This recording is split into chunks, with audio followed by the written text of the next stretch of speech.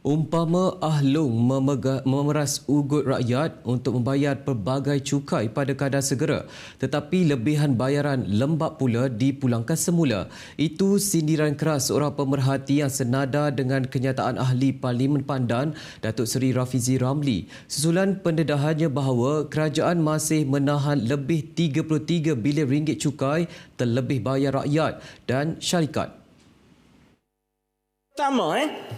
Kenapa Kementerian Kewangan, baik daripada Perikatan Nasional daripada tahun 2020 sehinggalah sekarang di bawah Kerajaan Madani sampai 2025 tidak memulangkan kembali cukai yang terlebih kutip daripada rakyat dan juga syarikat kita, sehingga ia melonjak menjadi 33.3 bilion dalam tempoh 4 tahun sahaja.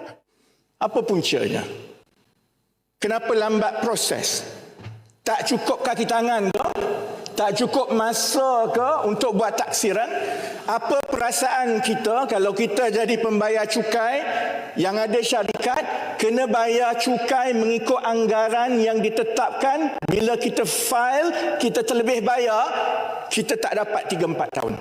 Kalau kita lambat bayar sesuatu daripada kerajaan, 2 bulan kita masuk penjara, Tan Sri Yang di-Pertua. Kena saman. Kena compound.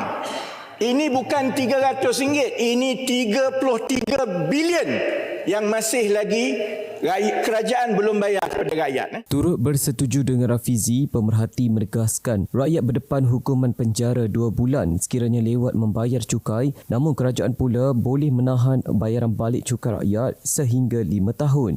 Menurut pemerhati, pada zaman mantan Perdana Menteri Datuk Seri Najib Tun Razak, lebihan bayaran cukai dipulangkan terus pada bulan Januari, tetapi kini pembayaran balik masih belum dilaksanakan sekaligus menunjukkan ketidakadilan terhadap rakyat. Pemerhati turut menyindir sistem lembaga hasil dalam negeri LHDN yang mana rakyat seolah-olah diperas ugut membayar cukai seperti robot, kena bayar tepat dan segera, malah diburukkan lagi dengan tambahan pelbagai cukai baru. Tegas pemerhati, ia bukan sahaja menyusahkan perniagaan dan individu, tapi juga menunjukkan betapa tidak bertanggungjawab institusi cukai negara.